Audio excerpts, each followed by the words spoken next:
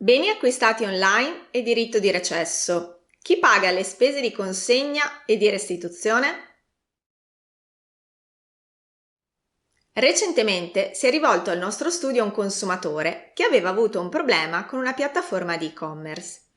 Il consumatore aveva acquistato online alcuni prodotti che alla consegna non erano risultati di suo gradimento. Pertanto aveva contattato il venditore per esercitare il cosiddetto diritto di recesso, ossia il diritto del consumatore di recedere entro 14 giorni da un contratto a distanza, senza fornire alcuna motivazione. Il consumatore aveva poi restituito i prodotti al venditore, utilizzando un corriere privato, e aveva chiesto il rimborso del prezzo di acquisto, delle spese di consegna e delle spese di reso. Il venditore, tuttavia, pur riconoscendo al consumatore il rimborso delle spese di acquisto e di consegna, aveva negato di dover rimborsare anche le spese di reso. Cosa prevede la legge a riguardo?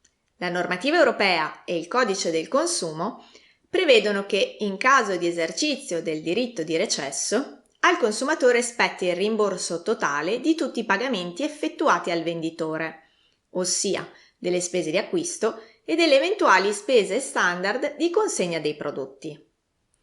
Proprio sul rimborso delle spese di consegna è dovuta intervenire persino la Corte di Giustizia, per precisare che la normativa europea impedisce alle normative nazionali di prevedere che il venditore possa addebitare le spese di consegna dei prodotti al consumatore che eserciti il diritto di recesso.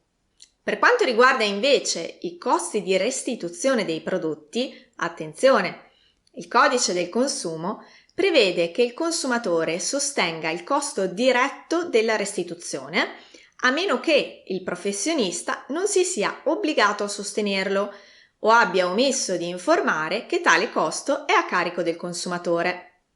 In sostanza, non esiste un'automatica obbligazione del venditore di rimborsare le spese di restituzione dei beni in caso di recesso.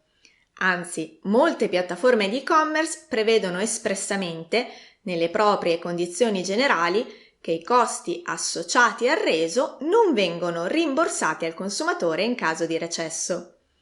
Qualora invece il venditore omettesse del tutto di informare il consumatore che tali costi sono a suo carico, ad esempio perché le condizioni generali di vendita non risultano chiare sul punto, il consumatore potrebbe contestare la correttezza dell'informativa e pretendere anche rimborso delle spese di restituzione dei beni.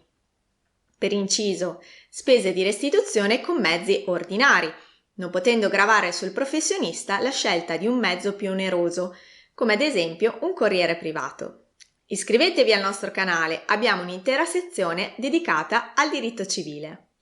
Per maggiori informazioni visitate il nostro sito e seguiteci sui social media.